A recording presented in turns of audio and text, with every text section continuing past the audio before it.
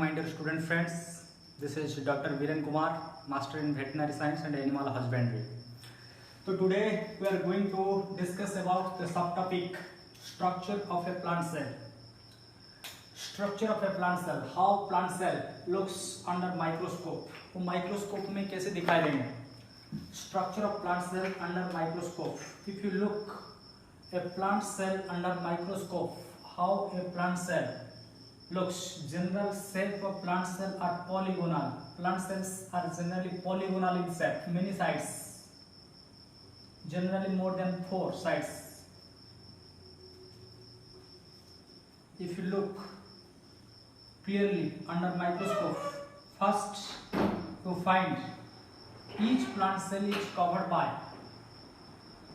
2 covering. Each plant cell is covered by 2 covering. Under microscope तुमको 2 cover दिखाई देंगे. Each plant cell is covered by 2 covering. One is outer, another is inner. This one is the inner covering. Inner covering.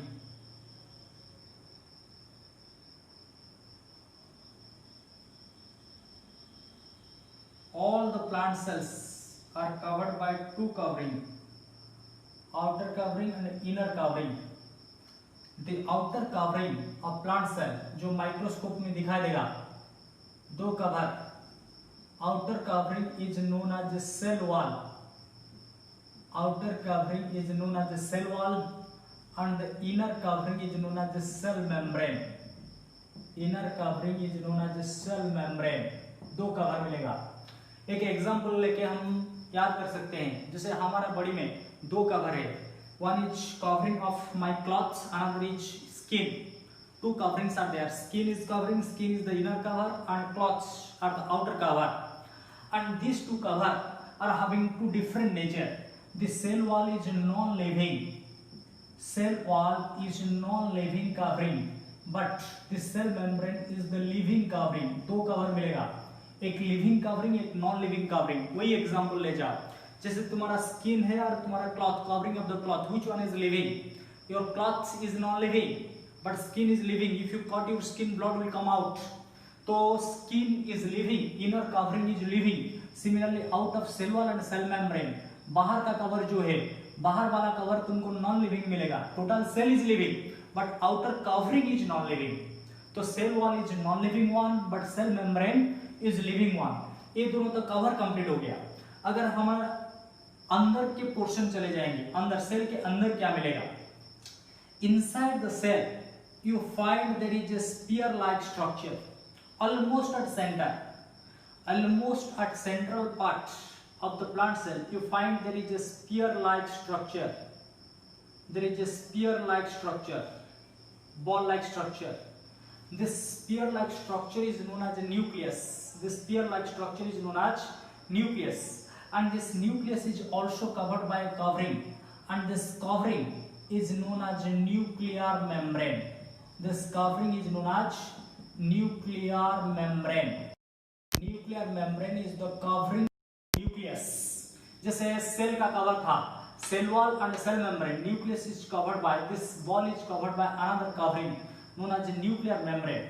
And inside the sphere, ये जो sphere के अंदर कुछ fluid मिलेगा, semi fluid substance. Some semi fluid substance is available. Semi fluid substance means not complete solid or not complete liquid. And this semi fluid substance which is present inside this ball, inside the nucleus, is known as a nucleoplasm. Nucleoplasm. तो nucleoplasm क्या आ गया? Nucleoplasm is a semi-fluid substance which is available inside the nucleus. But on this nucleoplasm, 2 things are floating.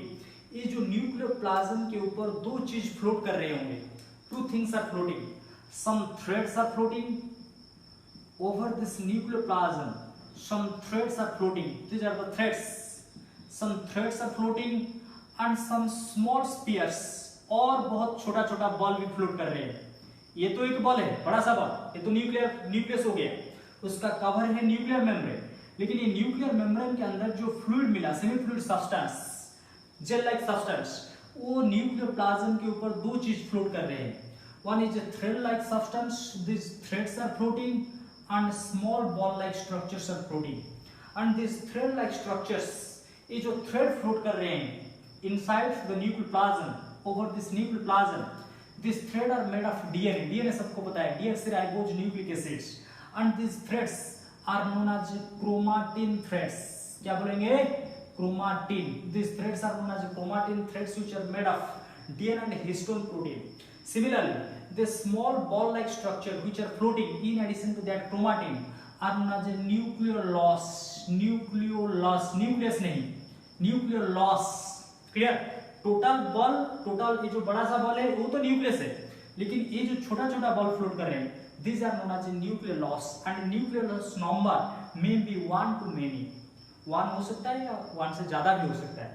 तो these 4 structures जो discuss किए, total sphere, this sphere is called nucleus, means starting from this point to this point all are called as nucleus. This is known as nucleus. तो what is nucleus? Nucleus is the combination of 4 structures. First is nuclear membrane cover. इसके अंदर एक jail मिलेगा, semi fluid जो है nucleoplasm. Nucleoplasm के अंदर दो चीज फ्लोट कर रहे हैं, threads which are made of DNA, that is known as chromatin. Another is small ball like structure known as nucleolus. Now question comes, 3 things we have completed to cover, that is the cell wall and cell membrane. Another is a sphere. Now question comes, what is present in this part, means the empty part between this cover of the nucleus, nuclear membrane. ये जो nuclear membrane और cell membrane के बीच जो gap है, ये gap के अंदर कुछ मिलेगा या ये एम्प्टी रहेगा? इसके अंदर भी कुछ चीज मिलेगा, ये एम्प्टी नहीं रहेगा. तो इसके अंदर क्या मिलेगा? This portion, the gap between cell membrane and nuclear membrane. ये जो सेल मेम्ब्रेन और न्यूक्लियर मेम्ब्रेन के बीच जो gap, this gap is also filled by another semi fluid substance. और एक सेमी फ्लूइड सब्सटेंस मिलेगा. जैसे ये स्फीयर के अंदर मिला था एक सेमी फ्लूइड न्यूक्लियोप्लाज्म, ये स्फीयर के बाहर और एक सेमी फ्लूइड सब्सटेंस मिलेगा जिसका नाम है साइटोप्लाज्मिक मैट्रिक्स. तो cytoplasmic matrix are the gel like substance, semi fluid substance present outside the nucleus. तो दो चीज हमको याद रखना है, न्यूक्लियोप्लाज्म क्या है? न्यूक्लियोप्लाज्म, साइटोप्लाज्म मैट्रिक्स दोनों सेम है. Nucleoplasm is present inside, jail like substance inside the nuclear membrane, लेकिन आउटसाइड द न्यूक्लियर मेम्ब्रेन जो सेमी फ्लूइड चीज मिलेगा उसको बोलेंगे cytoplasmic matrix. Now question comes, just like nucleoplasm, ये न्यूक्लियोप्लाज्म के ऊपर दो चीज फ्लोट कर रहे होंगे, क्रोमाटिन एंड न्यूक्लियोलस. सिमिलरली ये जो साइटोप्लाज्मिक मैट्रिक्स अभी पढ़े, ये साइटोप्लाज्मिक मैट्रिक्स के ऊपर कुछ फ्लोट कर रहे हैं या empty? The cytoplasmic matrix also contain some substance, something are floating in the cytoplasm matrix. Then what is floating in the cytoplasm matrix? एक एग्जांपल ले जाएंगे, mitochondria, power house of cell. In the cytoplasm matrix you find floating mitochondria, you find floating chloroplast जो photosynthesis में हो करे, photosynthesis में help करेगा. You find Golgi complex or Golgi body. You find ribosome. You find lysosome. You find endoplasmic reticulum, long thread-like structures, endoplasmic reticulum. You find spherosome. You find peroxisome. Many things are floating in the cytoplasm matrix. ये तो cytoplasm matrix के अंदर बहुत सारे चीज मिलेगा. The cytoplasm matrix contain mitochondria floating, lysosome floating, ribosome floating, chloroplast floating, Golgi complex floating, and these all the structures which are floating in the cytoplasm matrix are together called as organelles. उनको एक नाम से हम बोलेंगे organelles. तो organelles are the small or tiny structures which are floating in the cytoplasmic matrix.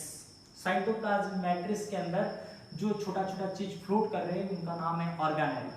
एक नाम में हम बोलेंगे ऑर्गेनेल, लेकिन उनका सब सेपरेट नाम है.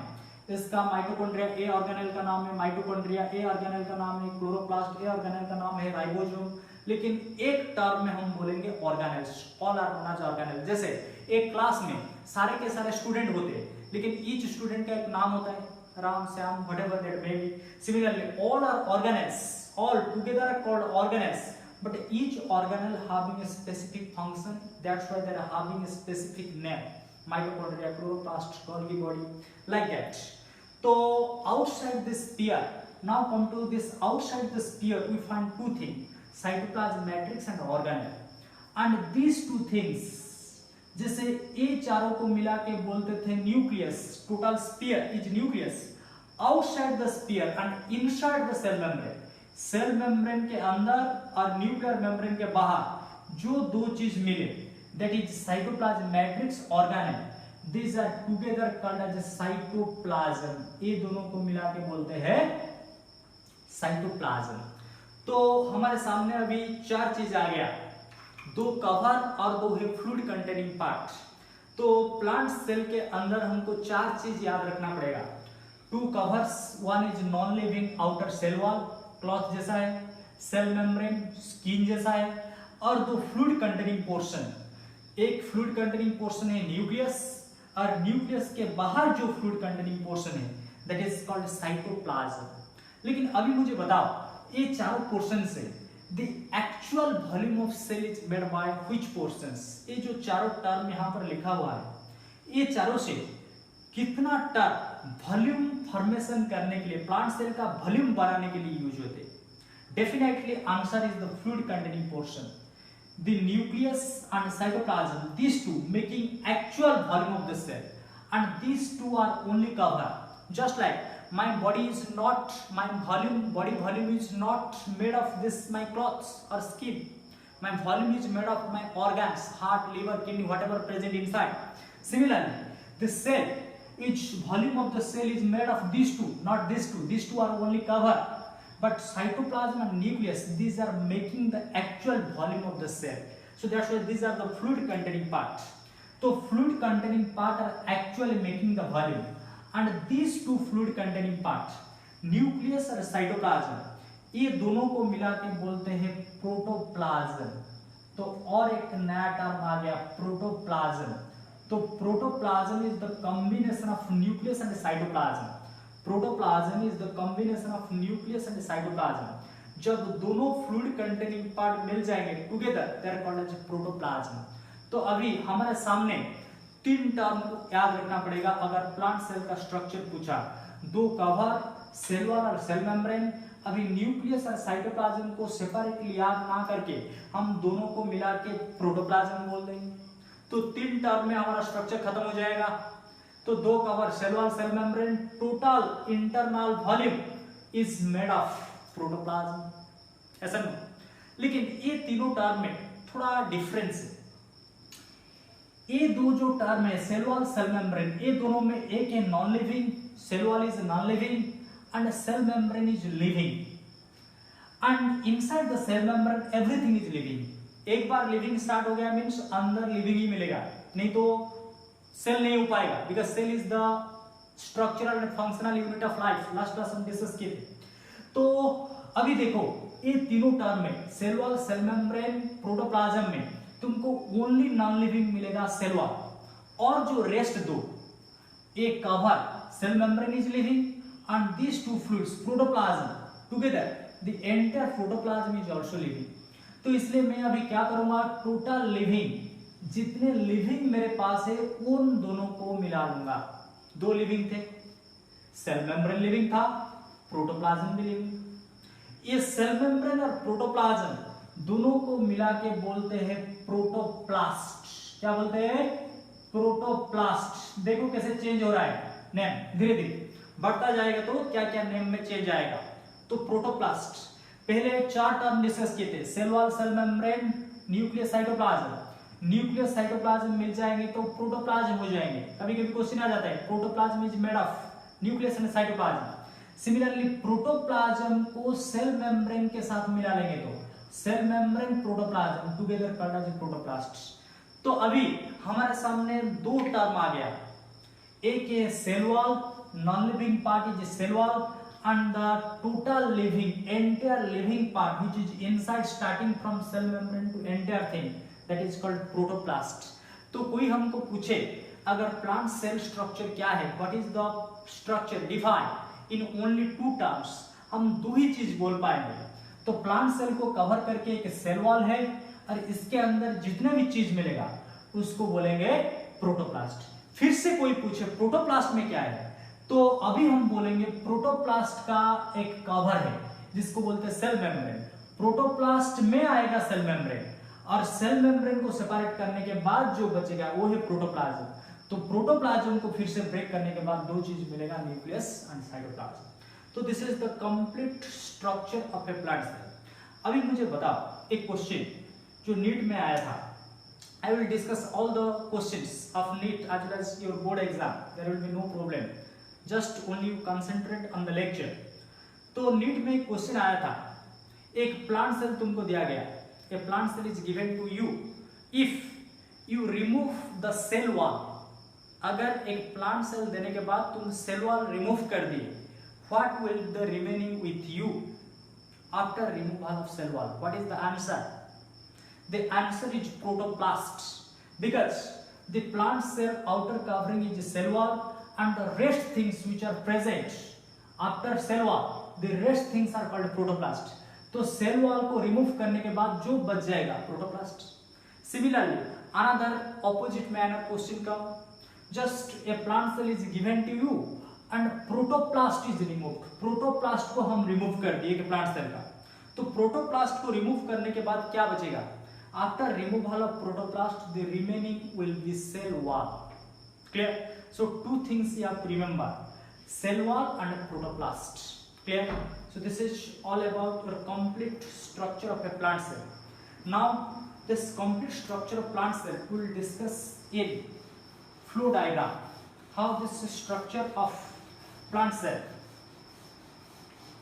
how we will solve in different entrance questions coming from this part of plant cell, structure of plant cell.